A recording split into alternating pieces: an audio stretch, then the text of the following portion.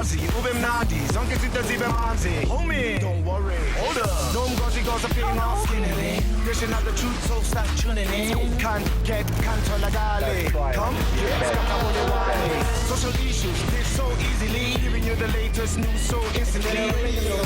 Gender we tighter, keep the channel locked on Mzansi Insider. So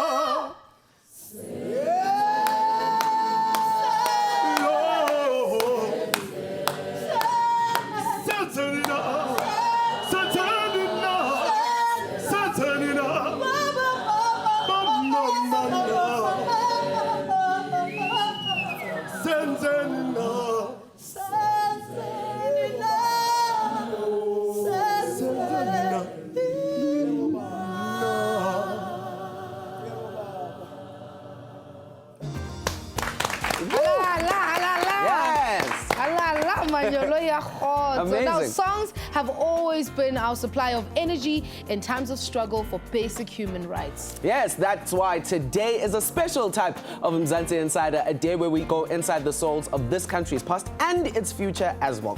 All the victories of 1976, and we also connect with the struggles of 2015. Absolutely. Ask if they remember how it went down in Soweto when the series of protests were led by high school students in South Africa on the morning of the 16th of June, 1976. hopola hore last year, ka October 2015, all things got lit when students led a protest movement. Ene bana lwanela he hore the increase tsa di fees Mzansi universities. La hopola he hore the youth use social media to roar #fees must fall. Absolutely. Now, by the end of all of these cases, it was all for the quality of education to build a better South Africa. Me re qala ka a young insider ya romeletseng perspective tape to share light on how he and le bagotsi ba hae have preparing for exams, given the fact that ra tseba hore di university ngata the properties have been burnt, and this is their story.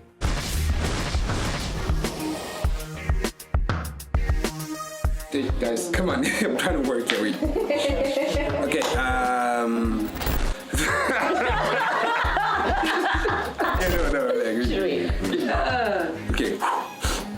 Okay, take two. Mzansi Insider. Beauty strike. Yeah. Okay, no. Yo, what's up, Mzansi? I am Lesotho Moeleti. I am a third-year graphics design student at the Vaal University of Technology, and I was given the task of documenting what's going on with the strike, how people feel about it, for people from all walks of life, and how it affects us as a whole, as an institution, and also the broader spectrum of how it affects us on a day-to-day basis. So I will be interviewing a few people who I feel can give valid points on what's going on. Yeah, man, come along with me as I do this. My name is Lucy, doing biotechnology. I'm a beauty student. How does the strike affect you as a student? For me, it's both a good and a bad thing. Academically, so it affects us very bad because as we speak, some of the students were supposed to be writing, but because of the strike, they don't know when they will be writing. Well, the strike was pretty much confusing because most of us students, we didn't know what we were striking until we were told.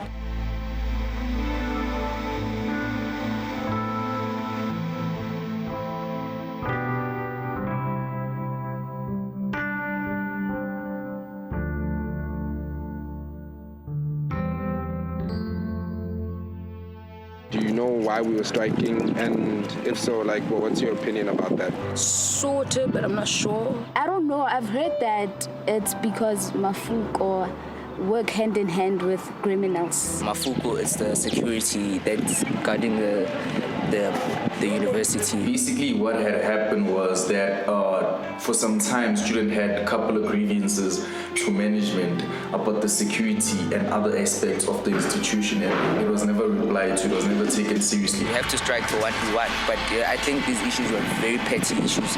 I think it was a necessary strike because it really affected most of our students because we were supposed to start with our exam. I saw the Nkandla office being burnt. Yeah. Yes, I witnessed that, and I was very scared. I stayed in my room. I heard all those bullets, rubber bullet, I heard all the screaming, everybody running. It was just chaos throughout the day.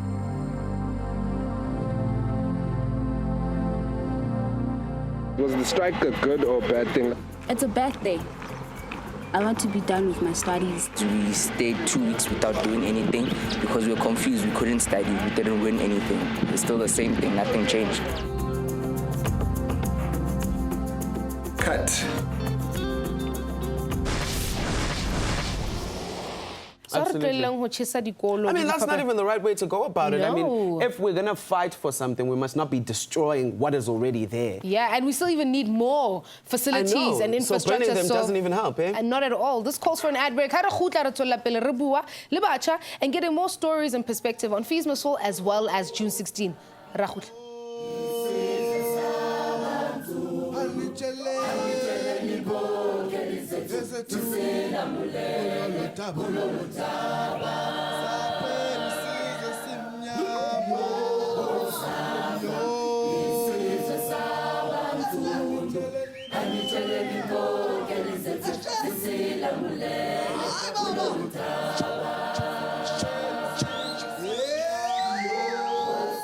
In 16 kade ngisesemncane primary Marulan Combined School khumbula kuphuma abantwana basuka eAlexander beza bazabalaza bazosikhipha esikolweni ukusukela lapho kwafika amaphoyisa nezinja bafika laphana badubula ibhamu sabaleka ngabaleka mina ekhaya ngiyakhumbula ngiye eBushbuck Ridge ngayohlala khona about 2 months ngihlezi khona and then from there masibona ukuthi ukupholile khona ngabuyele ekhaya.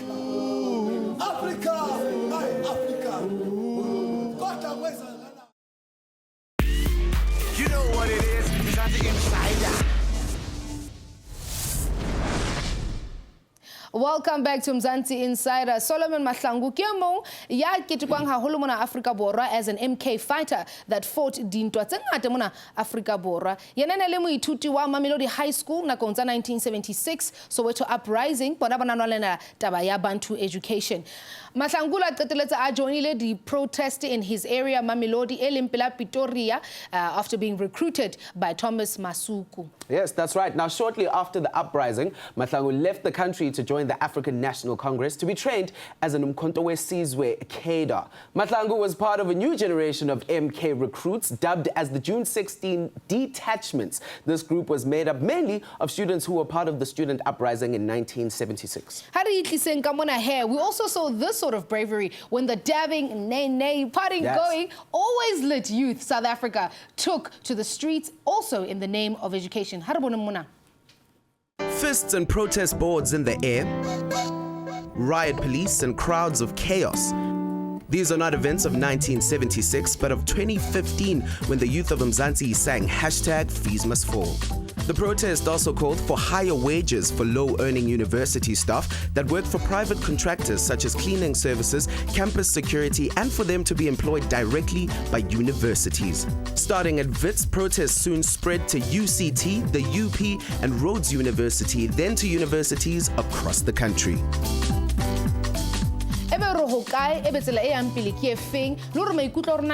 We take all these thoughts into consideration. Yes, that's right. Namhlanje Mzansi Insider, we have a BITS SRC representative, Zwanele Ntwanti, and Palesa Mofokeng, who's a NSFAS beneficiary. We're also discussing what now after fees must fall. Thank you so much. We're good. How are you? You guys are good. Thank you so much for joining us in studio. Yeah, but it's fine. It's only a pleasure after all. Yeah. All right, we're speaking fees must fall. I just want to know from you guys, what were your emotions? The emotions at the time, they were very high. And we must say that from the SRC's perspective, going to fees must fall, we had just thought that it was one of the strikes that we had on campus. Yes, we did understand that it was not a usual strike in the model in which we went about the strike. So we did think it was going to be a different kind of a strike that day. But obviously we did not think it was going to be of that magnitude. By 12 o'clock of that day, we were shocked and overwhelmed by the emotions. The students were overly disgruntled. You know, like when in Xhosa you'd say, and you try to take one of the chickens. It was like you had just stepped into their privacy and exposed them of how poor they are, you know, and they fought back, you know, they tried to defend themselves and they said, no, you can't do this to me, you can't expose me like this, you know. So those were the emotions, and it was personal for students, you know. It was something so personal. Trying to speak to them, you would get it that, in fact, the students are talking from a personal experience, knowing exactly what it means for them for fees to increase, you know. So it was personal for them, you know. It was very emotional and personal. Palesa, we're speaking what now? So what advancements have been made? Advancements, NSFAS, well, from my side, what it did was it tried to at least get more students on board this year. And then in terms of the, the allowance, I think it's now like 2 months actually. 2 months, so that 2 months for the allowance to get in. So I think it's just better in that way. Yeah. Do you feel that from last year we had about 20,700 students who got NSS, but this year it was more than that. So you can tell at least like a lot of our generation, a lot of the youth are actually getting education in a higher institution. Yeah. Let's speak about the level of education. Do you think it will be at the same level even when it's free? Right. So fees must fall, right? basically, like I've said now, that it was personal, emotional, and all of those things. But it was the right thing to do. And it's rightfully so that you just spoke about Solomon Mahlangu and the struggles that they held at the time, and the struggles that the youth of 2015 must have held as well, in terms of saying, can we at least have access to free and quality education? And that's basically what we're asking for. So it must be very understood by the members of the public, by society, and everyone else involved, that when the students march down the streets of South Africa, they're not basically saying that we want free education and we don't care about quality. We want to be global citizens. We want the best education we can possibly get. And it's going to be dependent on the role we play as the students, the role that's played by our universities, the role that's played by the government in policy creation, in making sure that we keep the quality of our education. I mean, what are the things that could possibly preserve the quality of our education? It's a policy issue, and we have to guard against the things that we probably see in other education systems, where you realize perhaps that there is not enough textbooks, there isn't enough computer labs, there isn't enough residences, there isn't food, there isn't water, so we need to guard against those things, and those are the things we need to think about when we're saying that free education, because it's not only tuition. You must understand that as a rural boy from the Eastern Cape, when I got to Joburg, I didn't have a place to stay. So accommodation becomes an issue. I'm not going to have food, so food is going to become an issue. I'm not going to be able to access the computer lab, so that is going to be an issue. Libraries and so forth and so forth. So these are things that are incapacitated in what we call free and quality education. Palisa, tell us about the food shortage that you guys are experiencing right now. How are you coping? With the food shortage, the university has tried to get relevant stakeholders involved, such as your gift of the givers. We have, like, every day at lunch, we have your food, like, it is cooked from that side, and then the students come in and then we get the food from that side. Oh, okay. Yes. Okay. So what basically Fees Must Fall also did was that many universities across the country allowed students to register without paying what is usually called the upfront fee payment, or the registration fee, So what has that done is that it allowed many students to come into the system because they didn't have to pay to get into the system. As a result, at VETS, for instance, we've got more than 3,000 extra students than what the university would have catered for, right? So what has that resulted into is that our residences became full. So you must remember that obviously you make it to VETS because you qualify. So you're probably going to qualify for NSFAS if you're poor enough, you're not in the mixed middle, and you're most probably going to get a bursary, and those kind of things. So we were in a situation where like the university, well, what to do now, because the students are here, but you guys can't host them in residences, right? So you get put in a place where obviously it's not good living conditions, right? That's one. And secondly is that even if you want to put the students in the dining hall that is it's there to cater for the res students, the dining hall has reached the capacity. You can't have as many. For instance, the main dining hall of the university caters for about 3,000 students. So you can't have more students being catered for. The university residence life, we've got 16 residences. They care for about 6,000 students. If you've got 3,000 more students in the system, which means you can't put them elsewhere in the system. Also in the computer labs, now students get to wait to use the computers because the computers are limited in the computer labs. Same applies to books in the libraries. So then we're faced with a crisis or with an issue of capacity, basically. So this is what it has done. So this is what basically the fees must fall. Let me understand you right. Fees must fall as much as those things come with consequences. Now, we were fighting that, registration fees and all those things not hold back anyone. Now we've got an additional 3,000 people that the infrastructure, if I could call it that, cannot take care of. Yes, but those are the things that need to be rectified in the system because those problems or those crises come across because if you've got an old car and you try to fix the engine and then the petrol tank burst, and that's basically the situation. You've got this old badly structured system that was not merely catered for the majority of the population. And then when the majority of the population tries to get into the system, remember how tight it used to be during Solomon Mahlangu's time to enter VETS. And now that you continuously open it, then you're going to have a bubbly effect. That's basically what we have at the Create a moment. situation where we've gotten more people into universities and given them access to education, but now, you know, there are other issues that come with that. And I guess when we started, we said, where are we now? And that's where we are. Absolutely. And we're looking forward to better infrastructure that can have, and we'll continue to follow the story, man. Thank you so much for joining us, guys. It's been absolutely fantastic. You guys, all the best for the future. Yes. We're on your side. Thank you. We're out here. Right now, it is time for us to take a quick ad break. Mzansi Insider returns. Don't you move.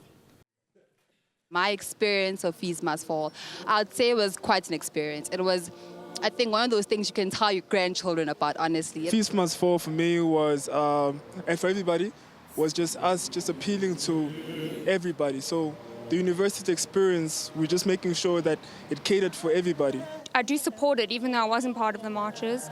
I just feel that maybe it should have been more directed at government than it was at the university itself. We had the scrapping of the initial registration fee, which was, I think, very useful for students who couldn't pay the initial fee, which was obviously very useful. That for us was democracy. That for us was freedom. I wasn't part of the march and, whatever, because I was scared, you know. I was kind of excited because I thought that I was going to get more time to study.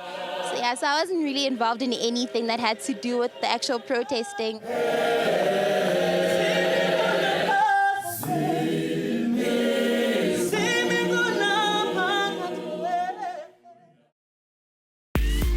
You know what it is, Mzansi Insider. Moithuti kwana Naledi High School Soweto ha di riots tsa 1976 di qala lebitso la hae ke Khotso Seahlulo together with Tsietsi Mashinini were part of the Soweto Student Representative Council yona tsebang ele the SSRC. Mashinini yena he ne le mo presidente, Seahlulo yena a tshwere bo deputy. Seahlulo took the presidency of the SSRC when Mashinini yena latswa for exile. Powerful, focused and pioneering, all packed in one petite slayer. Sibongile Mkhabela is a social activist that has kept the fight going for human rights since her days as a student leader. Currently, she still fights, only now she fights for Madiba's hospital dream as CEO of the Nelson Mandela's Children's Hospital.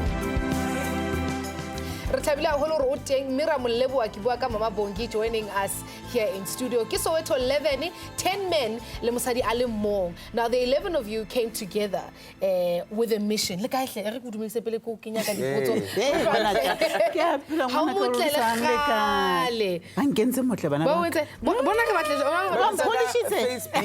These days, getting face beat.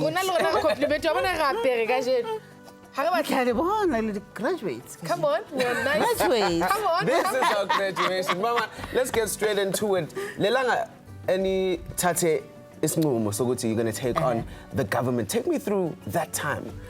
Ilanga esanquma ngalo. Bekuyilanga lika 13 ka June. Kwakungesonto. And we decided to have a meeting of the entire student body. You know, because at that time there had been so many sporadic incidences at various schools that we decided instead of watching the sporadic incidences happen, we needed to give direction. Now, we were part of the South African student movement, and it is the South African student movement that called on all students to gather at the DOCC hall on Sunday. And that's when we realized the enormous, how big the problem was.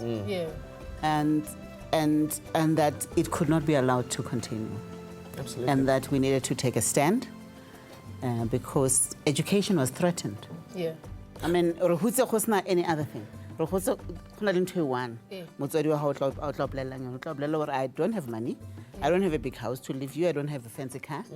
One thing I can leave you is education. So when education was threatened, our lives were threatened. 13, 16, Yes. How did word even... Oh, no, we're very organized. Before we became the SSRC, we were the action committee. So when we decided on that day, an action committee was nominated or elected, whatever it was. I happened to be there and I was representing Naledi High School. And Khotso was there as well, Seahlulo. So were others who were there, you know, but I guess I tend to feel very strongly about things. And when I do, I tend to put myself out there.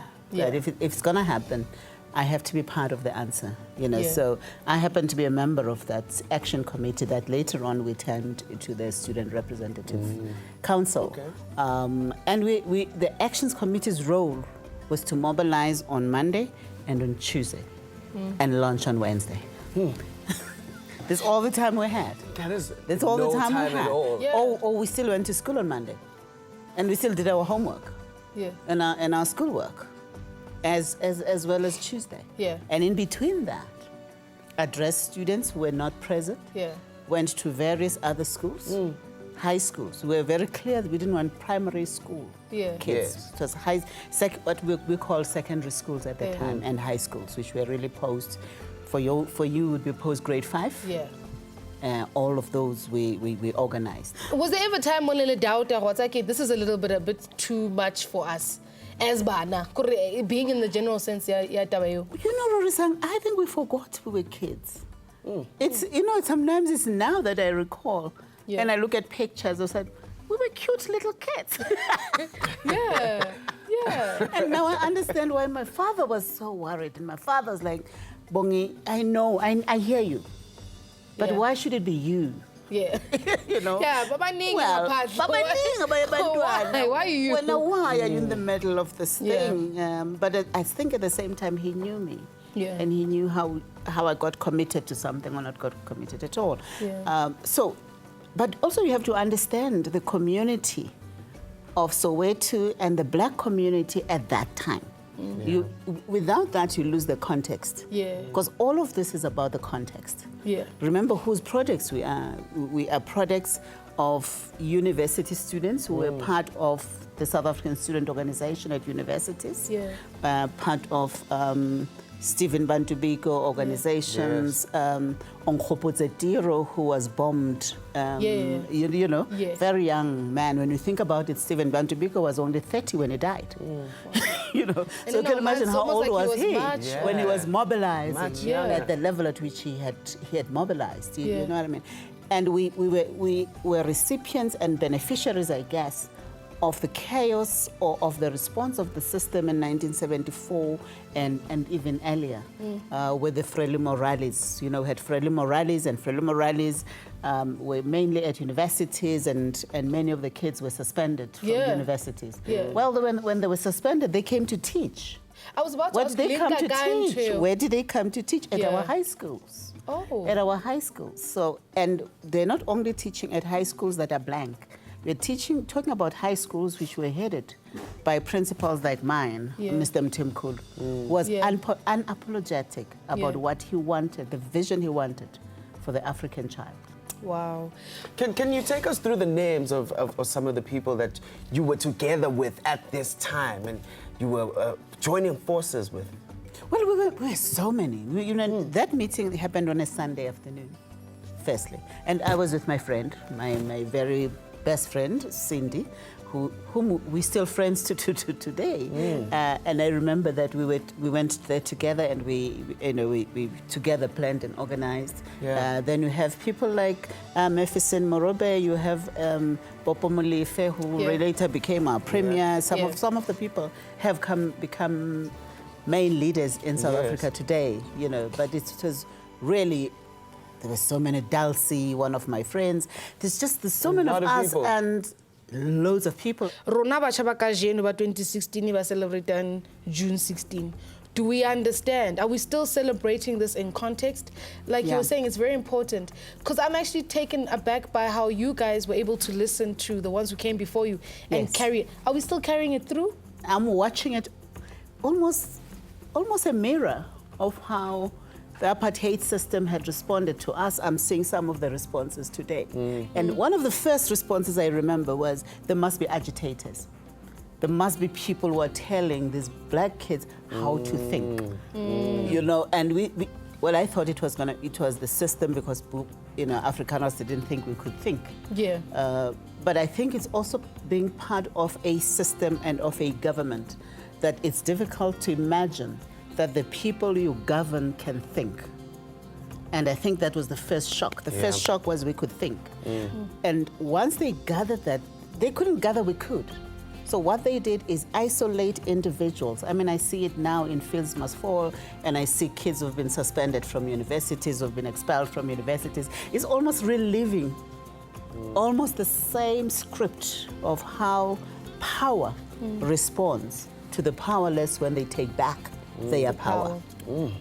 Powerful. You know? You know, so it's what we experienced at the time, and it's probably, for you, it's more difficult because you probably didn't expect that there would be any opposition, that we are all aligned towards the same vision.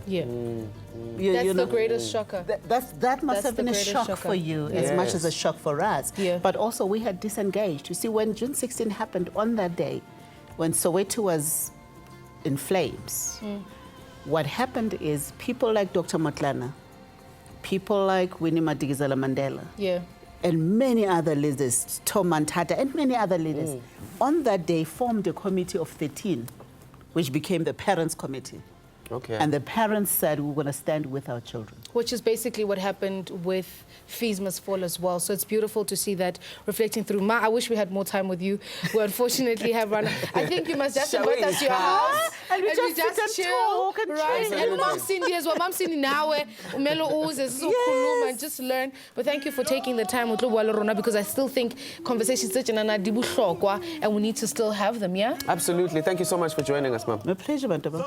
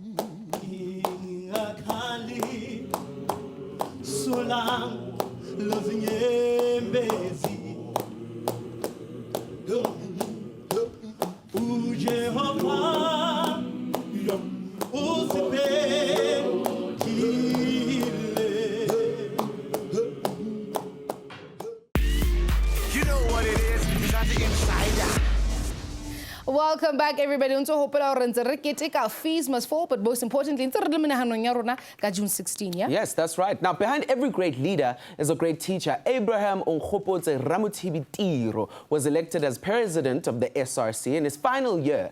At the university graduation ceremony in 1972, Tiro rocked a speech that criticized the Bantu Education Act of 1953. Now, this later became known as the Turf Loop testimony. He taught at the legendary Morris Isaacs after he was expelled from University of the North. Because of his political activities, Tiro had a great influence in shaping June 16. He spearheaded Tsietsi Machine in his political thinking, loyalty also to the ideology as well as philosophy of black consciousness. But we salute the great teachers of leaders. Re tsebile hore ba bang ba lona ha lena thola nako ya ho reflect at museums kapa tsona di memorial site, so we decided to introduce to you movies and docus that reflect matsatsi ya 1976. Absolutely. Now, I came across a movie called A Dry White Season. Now, this is a movie that is taken from book of the same name. Kule movie lena ke Mr. Ben, who's a white employer, is searching for uPutomenzeli Ingadi, Gordon Ngubeni, who goes missing while searching for umntana wakhe, who was actually taken by amaphoyisa for protesting against Bantu education. Interesting. Take a look at it. I don't care what other parents are saying. Now listen to me. I tell you, no demonstrations. Tomorrow you go to school. But there'll be nobody at school, Baba. Then you and Robert will be the only ones. What do I say to Mr. Ben? Thank you for the school fees, But my son doesn't want to learn? Let Mr. Ben keep his white money for his poor education. We want to learn in English. We don't want to learn Afrikaans. But in Tula.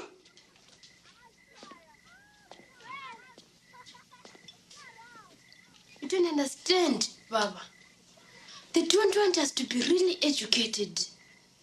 If we learn in Afrikaans, we have no future, Baba. They want us to be messenger boys, mind boys. And garden boys like me. Yes, Baba. Everybody knows that you're a wise man. Everybody comes to ask your advice, and they respect you. You should be a lawyer, Baba. But what are you? Very interesting stuff. Well, Kat, I also came across Engwe Elang Tshwarang Mahlo, which is a local docu. Ya batjha ba bane, ke bua ka di blogger, poets, bona ke ba khotsi, the activists, maybe a piece of the conformist. So they took to the streets of Cape Town to film a documentary. Ka yona he June 16, 1976. Ba botsa batho hore from different backgrounds, ages, races, nationalities. Hore bona maikutlo a bona ke eng le menahano ya bona ka taba enana ya June 16 letsatsi leo specifically. Ha re bona hore tsa majwang. This government will not be intimidated, and instructions have been given to maintain law and order at all costs. Those educational institutions at which blacks are destroying their own amenities will be closed.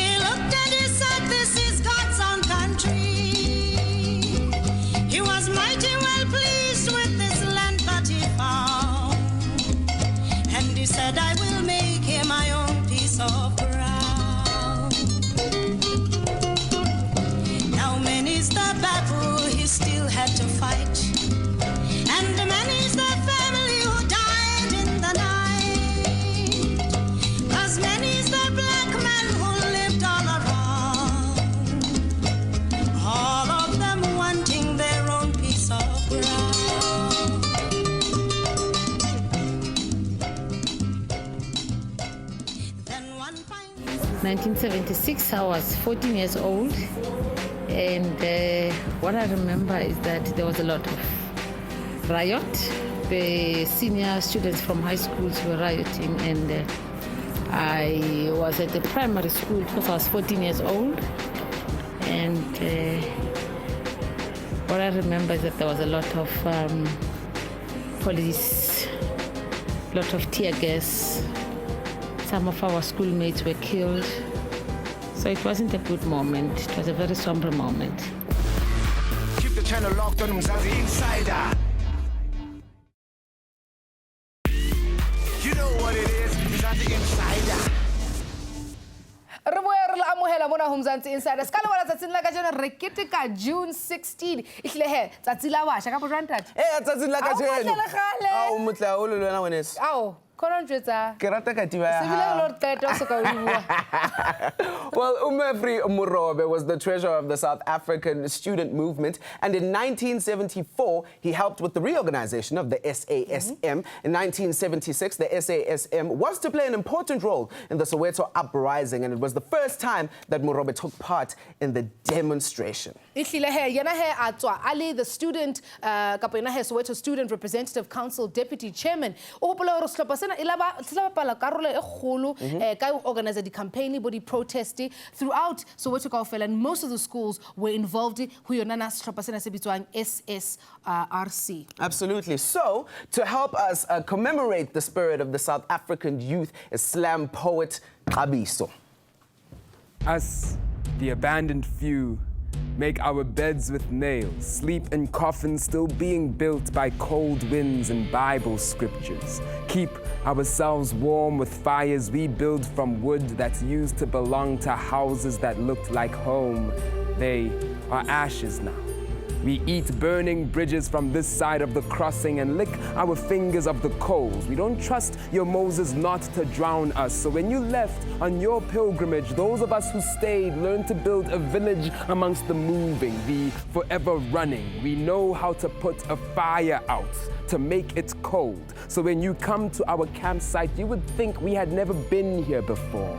Paranoia is our magic. We don't know if anybody is looking for us, but that has never been a reason not to disappear. We who tear off our skin and feed it to the fire, to the river, to the wind, to the ground, know what it is to be invisible, to be on fire, to have the sky swallow you whole. My father watched his brother being struck by lightning. No one has seen my uncle since. Tell me what you know about vanishing, about walking on water, when my clan only knows about evaporating. Maybe you know about holes that appear in your wrists, in the sky, in parted oceans, in the earth, in mines. There are men still sleeping underground. It's been centuries now. This dust will swallow you whole.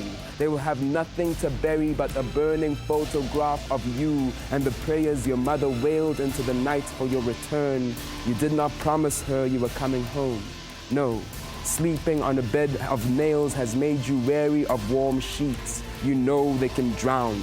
And my clan has made a promise that death will not find us when he comes knocking. He will only hear us running. My mother says I must have demons on my tail. I look away. Do not tell her I invited them in long ago. Built them a home in my bones. We carry our running with us like death at our ankles, like being shot in the back. Our fathers set themselves on fire here. We have come to walk across the coals, run to ourselves for salvation. We have come to face ourselves with smiles we put on like training shoes. That's absolutely amazing. What a beautiful way to close up the show. Oh, pula hair dem mane Instagram and Twitter, Facebook. Have also got rata like yabo sa go hoping now so go research on your favorite social platforms. Oh, pula re batla utlwa di comments tsa how di posts tsong ka bana le tsona ka pa tsona hair di suggestions tsa di topic tso batlang rona re bua ka tsona. Ha re connect man. Absolutely. Now, wait a second. This gear has made me feel like when I shop a poster today. I ain't even trying to play. Remember, go out there and live your best life, because I can't imagine that the youth of 76 would want us to do that. Yeah, no, definitely. This is what you had to say. Khathi bekuzwisa ubuhlungu ngenxa yobandlululo but uma singabambisana zonke izinto zizohamba kahle. But manje uma sengibona ngenxa yokukhulu yokuthi siyakhuleka zonke izinto seziyahlangana.